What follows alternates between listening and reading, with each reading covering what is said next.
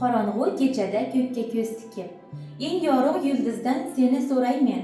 Ul yulduz uyalib, boshini bukib. Aytadir, men uni tushda ko'ramen.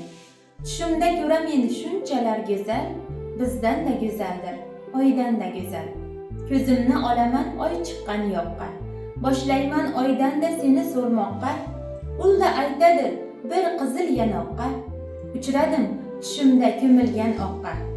Oqqa ko'milganda shunchalar go'zal, mendan-da go'zaldir, kundan-da go'zal.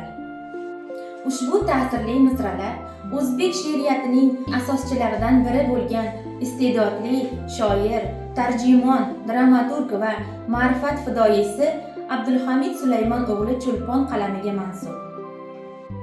Abdulhamid Sulaymon o'g'li Cho'lpon o'zbek xalqining 20-asrda yetishib chiqqan ulug' siymolaridan biri, yangi o'zbek she'riyatining asoschilaridan bo'lib, shoir, tarjimon, dramaturg va ma'rifatchi. Abdulhamid Sulaymon o'g'li Cho'lpon 897-yilda Andijonning Qatorterak mahallasida savdogar oilasida dunyoga kelgan. Otasi Sulaymonqul mulla Muhammad Yunus o'g'li dastlab dehqonchilik, so'ngra bazzozlik bilan shug'ullangan. Cho'lponning otasi Sulaymonqul o'z davrining yetuk ziyolisi, ma'rifatparvar kishisi bo'lgan. U rasvo taxallusi bilan she'rlar ham yozgan, devon yaratgan.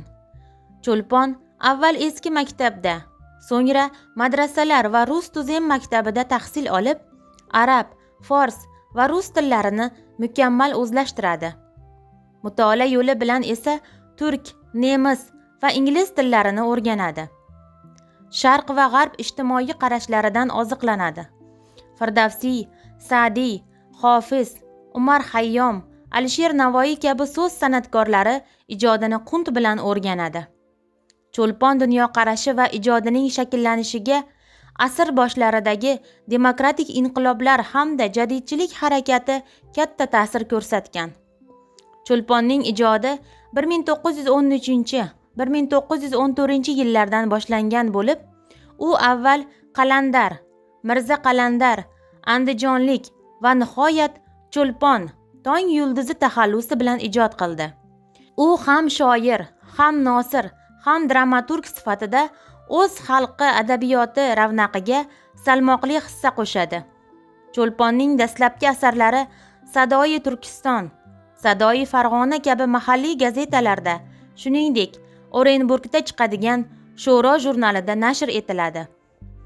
Cho'lponning Ishtirokiyum, Qizil bayroq, Turkiston, Buxoro axbori kabi gazetalardagi faoliyati ham uning ijodiy shakllanishida maktab bo'lib xizmat etadi. Jadidlarga qarshi boshlangan kampaniya Cho'lponni ham chetlab o'tmaydi. Ta'qib va tazyiqlarga qaramay, u qizg'in ijodiy faoliyat bilan shug'ullanadi. 30-yillarning boshida yana Moskvaga ketgan va SSRning Markaziy ijroiya komitetida tarjimon bo'lib ishlagan. Cho'lpon 1937-yil 14-iyulda qamoqqa olinadi va 1938-yil 4-oktyabrda Toshkentda Bo'zsuv bo'yida qatl etiladi. O'zbekiston mustaqillikka erishgach, Cho'lponning o'zbek madaniyatini rivojlantirish va xalq ommasini istiqlol g'oyalariga sadoqat ruhida tarbiyalash ishiga qo'shgan hissasi yuksak baholandi. Cho'lponga Alisher Navoiy nomidagi davlat mukofoti va mustaqillik berildi. O'zbek Milliy akademik drama teatrida Cho'lpon hayoti va ijodiy faoliyati haqida hikoya qiluvchi Kunduzsiz kechalar spektakli sahnalashtirildi. Xotirasini abadiylashtirish uchun ko'chalar hamda muhim inshootlarga nomi berildi. Cho'lpon ozodlikni orzu qilgan qalb, haqiqatni kuylagan ovoz edi. Uning so'zlari esa bugun ham qalblarda yashamoqda.